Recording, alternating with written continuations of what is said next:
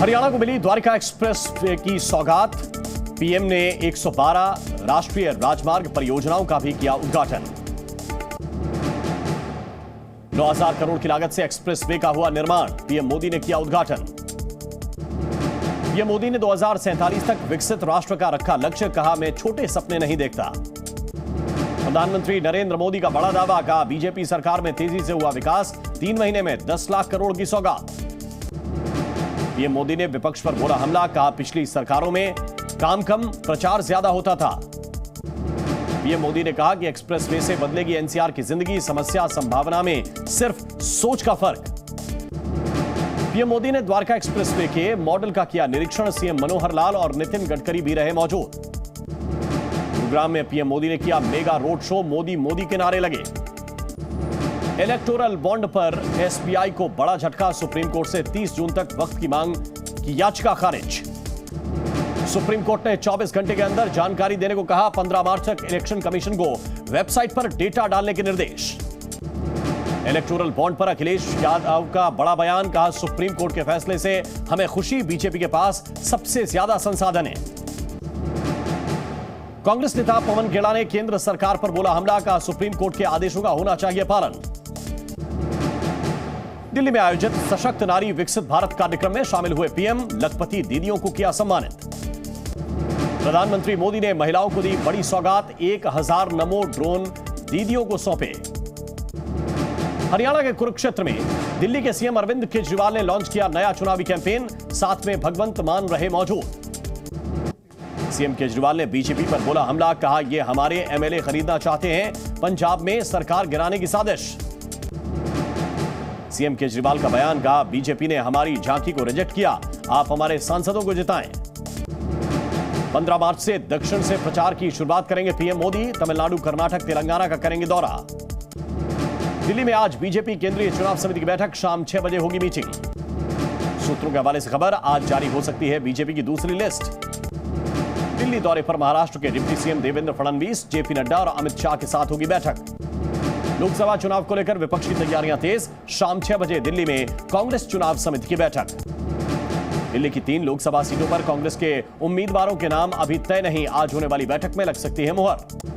अधीर रंजन चौधरी का बड़ा बयान, कहा अगर मैं लोकसभा चुनाव हारा तो राजनीति छोड़ दूंगा।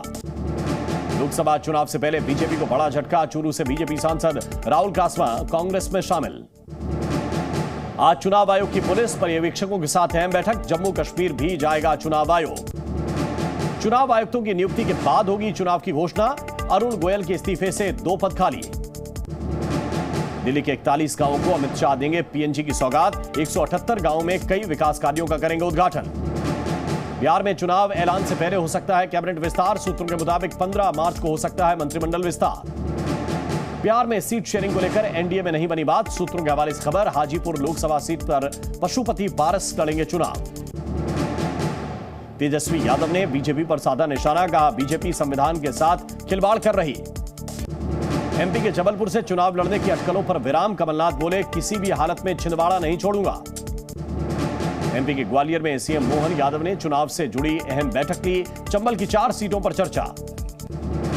राजस्थान के सीएम भजनलाल शर्मा ने कैबिनेट के साथ किए रामलला के दर्शन, कहा मैं अभिभूत महसूस कर रहा हूं। अयोध्या पहुंचे लोकसभा अध्यक्ष ओम बिरला, परिवार संग रामलला के दर्शन किए।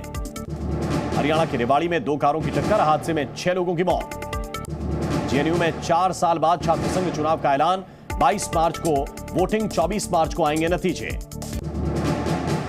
राजस्थान पुलिस में फेरबदल, 317 डीएसपी के किए गए तबादले, डीजीपी ने जारी की सूची।